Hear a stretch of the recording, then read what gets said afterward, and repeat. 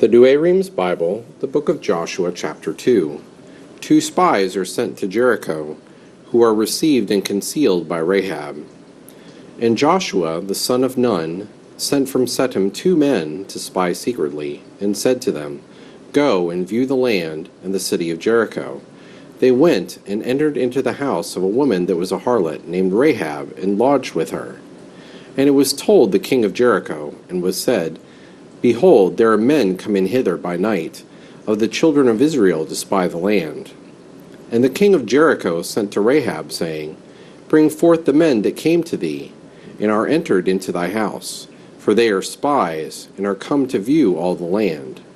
And the woman, taking the men, hid them, and said, "I confess they came to me, but I knew not whence they were." And at the time of the shutting the gate in the dark, they also went out together. "I know not whither they are gone. Pursue after them quickly, and you will overtake them." But she made the men go up to the top of her house, and covered them with the stalks of flax, which was there. Now they that were sent pursued after them, by the way that leadeth to the fords of the Jordan. And as soon as they were gone out, the gate was presently shut.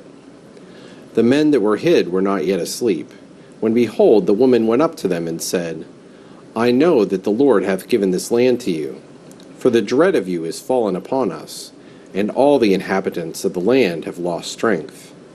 We have heard that the Lord dried up the water of the Red Sea at your going in, when you came out of Egypt, and what things you did to the 2 kings of the Amorites that were beyond the Jordan, Sihon and Og, whom you slew.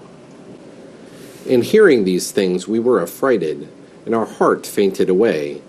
Neither did there remain any spirit in us at your coming in, for the Lord your God, he is God in heaven above, and in the earth beneath.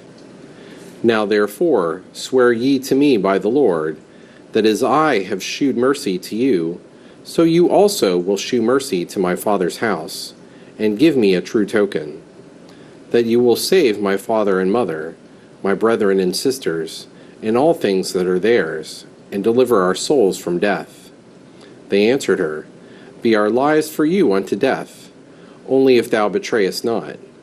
And when the Lord shall have delivered us the land, we will shew thee mercy and truth." Then she let them down with a cord out of a window, for her house joined close to the wall. And she said to them, "Get ye up to the mountains, lest perhaps they meet you as they return. And there lie ye hid 3 days till they come back, and so you shall go on your way." And they said to her, "We shall be blameless of this oath, which thou hast made us swear. If, when we come into the land, this scarlet cord be a sign, and thou tie it in the window, by which thou hast let us down, and gather together thy father and mother, and brethren, and all thy kindred into thy house. Whosoever shall go out of the door of thy house, his blood shall be upon his own head, and we shall be quit. But the blood of all that shall be with thee in the house shall light upon our head, if any man touch them.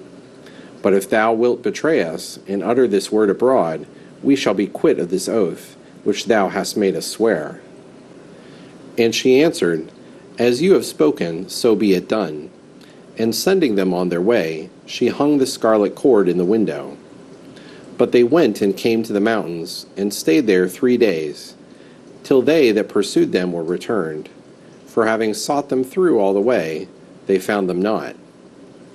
And when they were gone back into the city, the spies returned, and came down from the mountain. And passing over the Jordan, they came to Joshua the son of Nun, and told him all that befell them, and said, "The Lord hath delivered all this land into our hands, and all the inhabitants thereof are overthrown with fear."